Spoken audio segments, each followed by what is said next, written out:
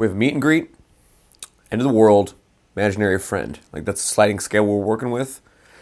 Boom, boom, boom.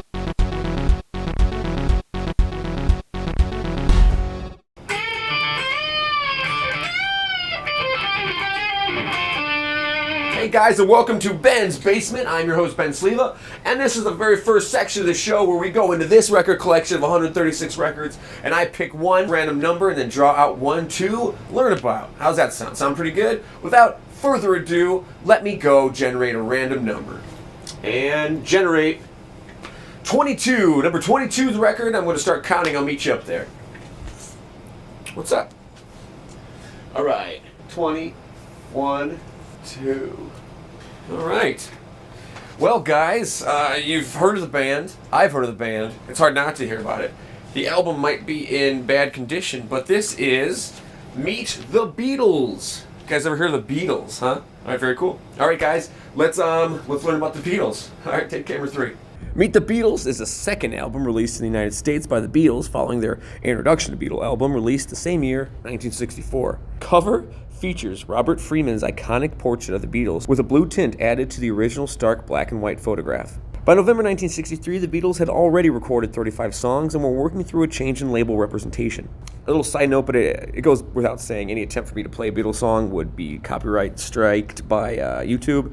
So I'm just going to provide you with the titles. The tracks included I Want to Hold Your Hand, I Saw Her Standing There, This Boy, It Won't Be Long, All I've Got to Do, All My Loving, Don't Bother Me, Little Child, Till There Was You, Hold Me Tight, I Want to Be Your Man, and Not a Second Time. The album topped the popular album chart on February 15th, 1964, and remained at number 1 for 11 weeks before being replaced by the Beatles' second album. That's the title of it. In 2003, the album was ranked number 59 on Rolling Stone's 500 Greatest Albums of All Time list. And, well, there you go. The Beatles really don't need all that much introduction. Clearly, they're one of the biggest powerhouses ever to create music. Done being groovy yet? Let's see what kind of game we can groove along to. And just like that, it's time to pick a video game. I feel like playing a game. How about you? Of course you do. All right. Let's skip the wishy-washy. What I'm going to do is I'm going to spin these two wheels 3 times. Just select what system and then what game we're going to play. Easy enough. If you haven't figured it out, you'll figure it out as we go. All right. First, the system we're going to play on. Super Nintendo. Game letter. The thing loves to spin. I haven't brought that up in a couple weeks, but the thing loves to spin. X. Super Nintendo X. Ugh. I wonder if there is one. Super Nintendo X22. Super Nintendo X22. All right, so I'm going to go over there. I'm going to go over to the TV, see if this game exists, and if it does, we're going to check it out. Super Nintendo X22. All right, see you over there. Xmen Mutant Apocalypse is an action game developed by Capcom, based on the, you guessed it, Xmen comic book series. And quite an appropriate selection, piggybacking off the new Doctor Strange movie coming out, where we're finally going to see some X-Men. In the game, players control 5 of the X-Men: Beast, Cyclops, Gambit, Psylocke, and Wolverine.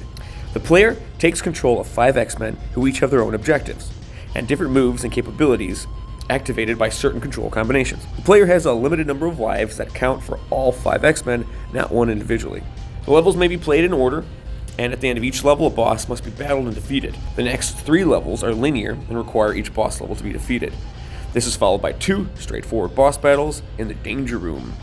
Finally, only one of the X-Men can be selected, each one going through a different end level. The game is great. Killer sound, good focus on combat over platforming, a solid beat 'em up. Definitely the best 16-bit X-Men game I've played to date. I would rate it 89 out of 100, and if you want to pick yourself up a copy, full in the box is only about $60 and up on eBay, which is really not that shabby for a game of its era. Now that we've covered pop music and pop culture, let's pop on over to the big screen for a movie. Real quick, tell me the best excuse an adult could use to get out of a serious situation.